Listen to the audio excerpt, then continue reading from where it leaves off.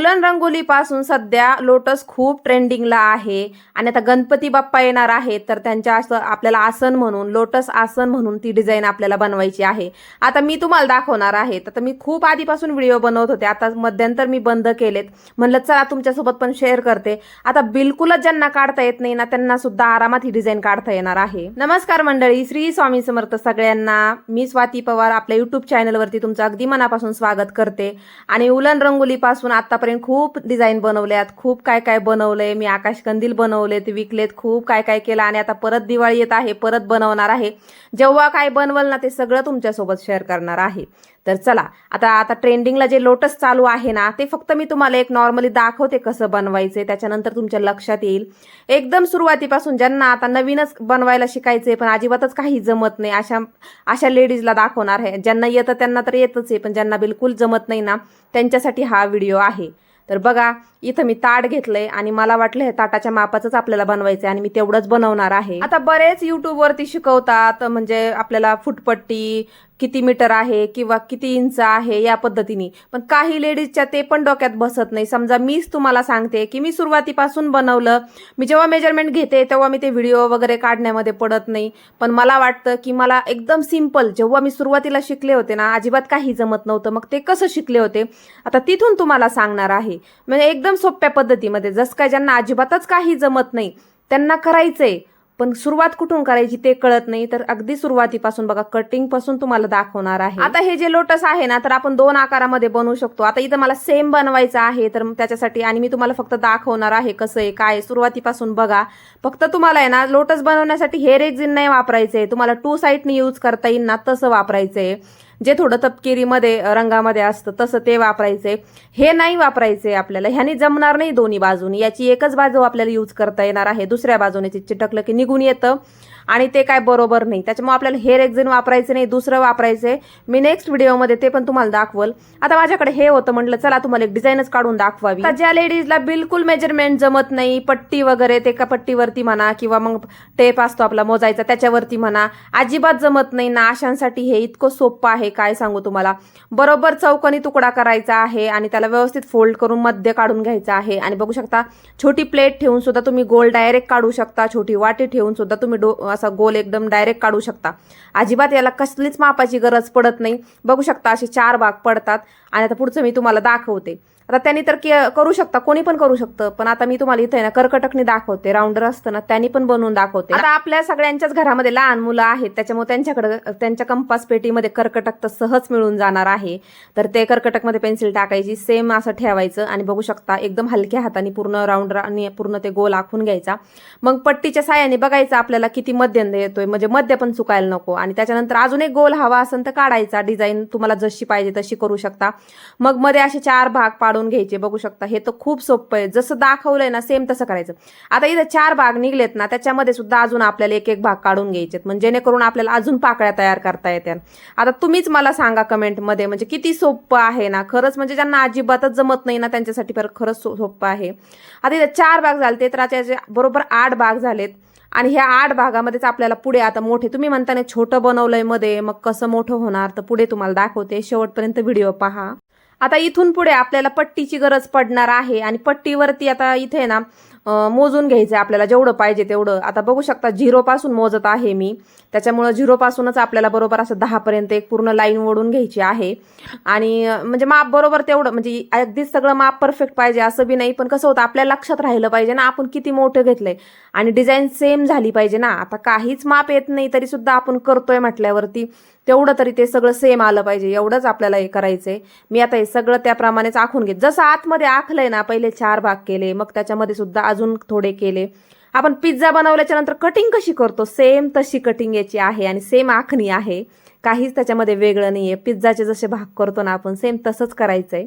आता आतमध्ये जसे केलेत ना त्यालाच फॉलो करून बाहेरचे पण आखून घ्यायचे, म्हणजे खूप सोपं आहे. आणि जर आपल्याला मोठी डिझाईन बनवायची असेल ना त्यावेळेस मात्र हे कापड असं आपल्याला रेक्झिन फिरवता येत नाही. आता हे छोटं आहे म्हणून मी आरामात फिरू राहिले.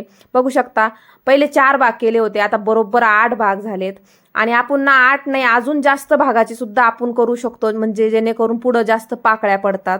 म्हणजे कसं होतं 8 भाग म्हणजे 8च पाकळ्या होणार. आणि अजून जर आपल्याला पाहिजे असेल त्याच्यासाठी आपल्याला माप मोठं घ्यावं लागेल. आणि मेजरमेंटनीच करावं लागेल. किंवा तुम्हाला जर मोठी पट्टी असेल ना मग तर खूपच सोपं. छोट्या पट्टीने काय होतं, सारखं तिथं जोडत जोडत जावं लागतं. त्याच्यासाठी मोठी पट्टी घ्या. इथं मी छोट्या पट्टीने दाखवत आहे. मोठ्या पट्टीने कधी पण सोपं जाईल. इथून पुढे आहे ना कधी पण मी बनवली ना तर तुमच्यासोबत नक्की शेअर करेन. आता बघा, आता बरोबर हे 8 भाग पाडलेत. आता इथे आपण पाहिजे ते आकारामध्ये समोर बनवू शकतो.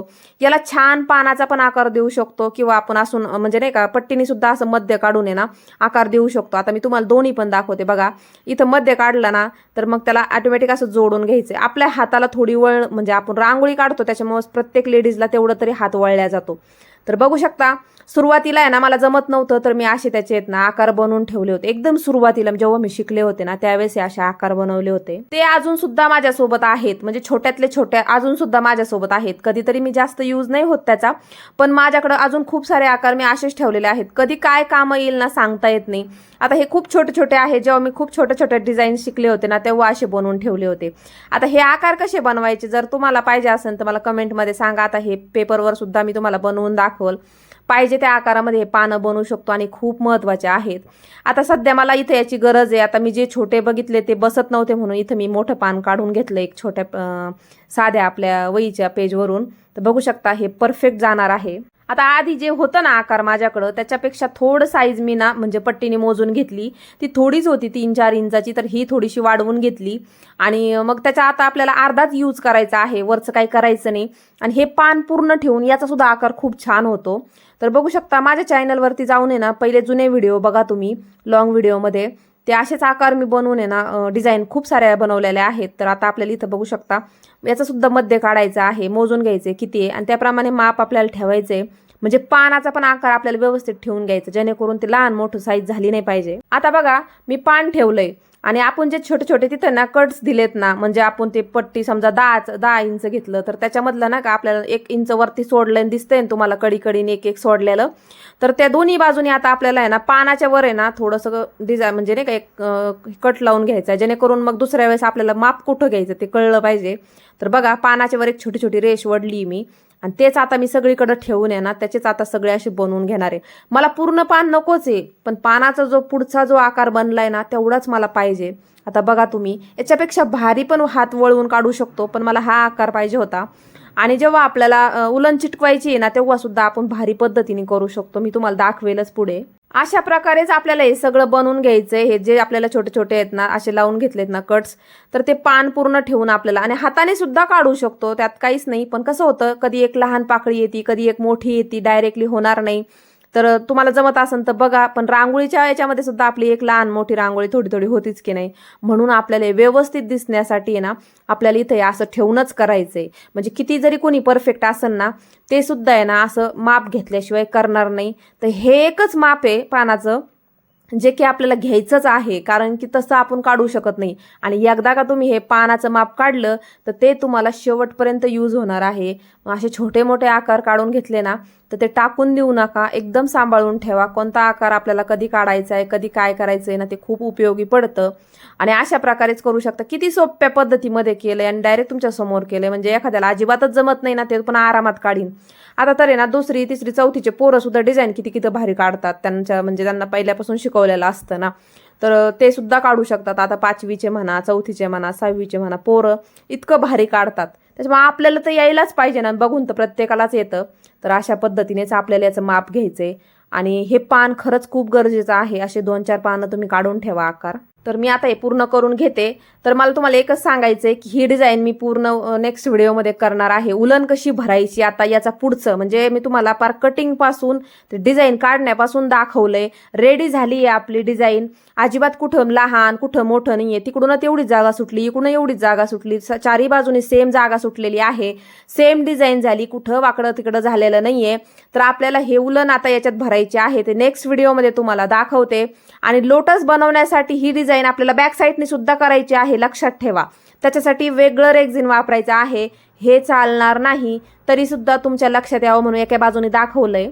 तर आता आपल्याला फर उलन याच्यामध्ये भरायची आहे. तर दुसऱ्या व्हिडिओमध्ये नेक्स्ट व्हिडिओमध्ये तुम्हाला हे फर उलन कशी भरायची ते दाखवणार आहे. तर आता याच्यामध्ये जे जे कलर लागणार आहेत ना ते सगळे कलर मी तुम्हाला एक एक करून दाखवते. एवढे सगळे कलर आपल्या आहेत, आपल्याला कोणता भरायचा कोणता नाही असं बघू शकतो. जो ग्रीन कलर आहे तो पानासाठी किंवा बॉर्डरसाठी लागणार आहे. जो डार्क ग्रीन कलर आहे तो सुद्धा बॉर्डरसाठी यूज होतो किंवा डार्क चॉकलेटी तो सुद्धा बॉर्डरसाठी यूज होतो. आणि जे बाकीचे कलर आहेत ते आपल्याला मध्ये भरायचे असतात. आता मी तुम्हाला सुरुवातीपासून कटिंग पासून ते डिझाईन पर्यंत दाखवलंय. नेक्स्ट व्हिडिओमध्ये ही कंप्लीट करून दाखवणार आहे, फर उलन भरून दाखवणार आहे. तर चला आजच्या पुरतं एवढंच. व्हिडिओला लाईक करा आणि सबस्क्राईब करून ठेवा चॅनलला. चला बाय.